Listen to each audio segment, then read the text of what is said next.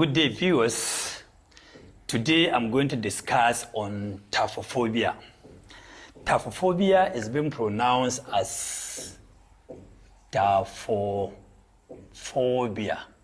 That means PHO is being pronounced as PH is F, so the pronunciation is taphophobia.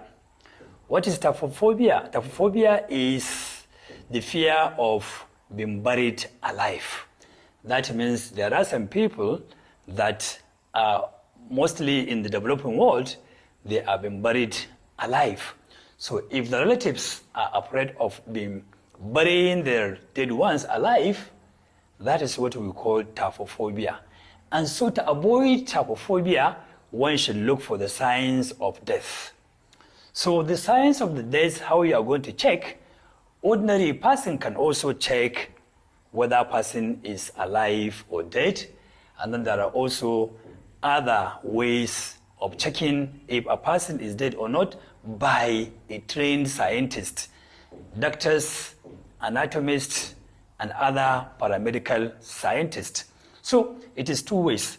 Ordinary person in the community can also testify that this person is dead or alive.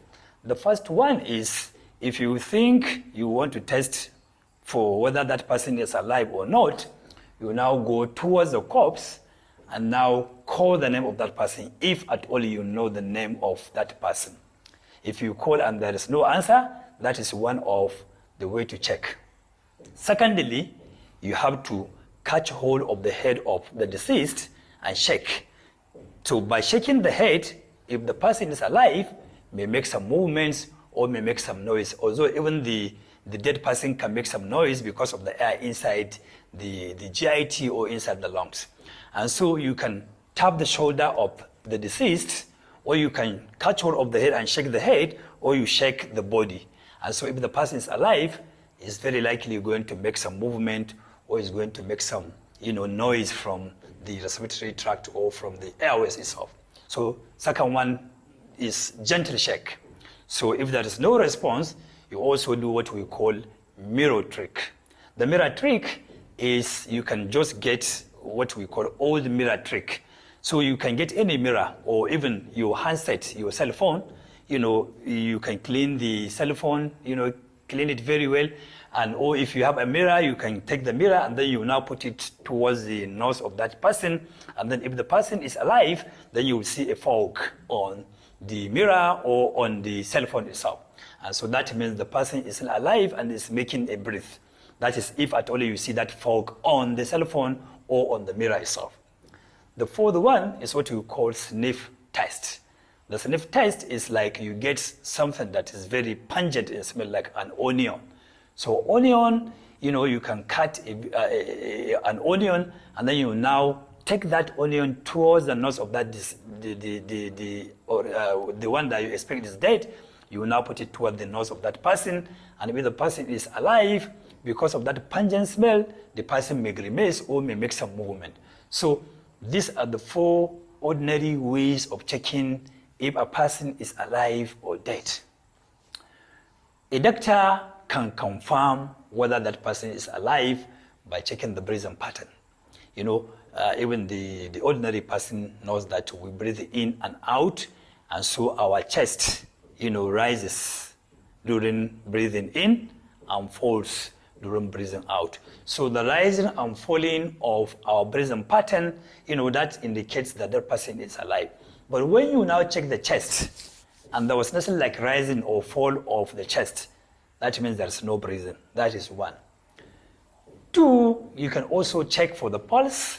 That pulse, you can use your fingers, three middle fingers, these ones, you can put them in between the respiratory tract around the Adam's apple, which is this one.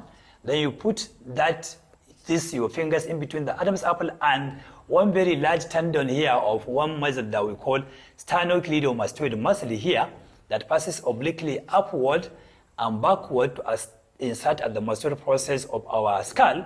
And so in between that tendon of that muscle and the Adam's apple, you can now put your fingers, and if the person is alive, you can feel what we call carotid pulse. And so if you are able to feel that pulsation, that means that person is still alive.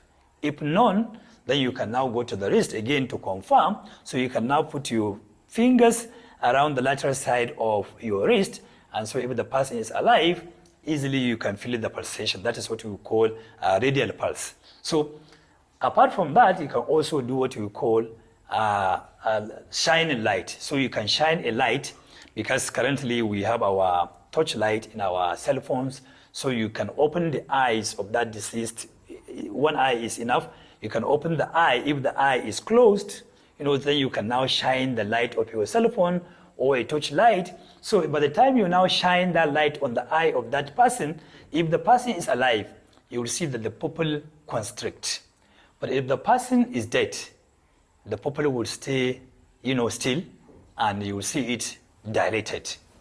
And so these are the three ways of understanding whether the person is dead or alive by a medical doctor or a scientist or an anatomist. So the confirmatory tests by the doctor can also be done by using the stethoscope. The stethoscope can be used, can be placed on the chest to hear the breathing pattern, because at times, very fat people, you may not likely see the rising and falling of the chest, and even the pulsation of the carotid pulse or the wrist pulse. If the person is very hefty and very fatty, it's very unlikely that you may feel the pulsation of the arterial pulsation in the carotid area or in the wrist area.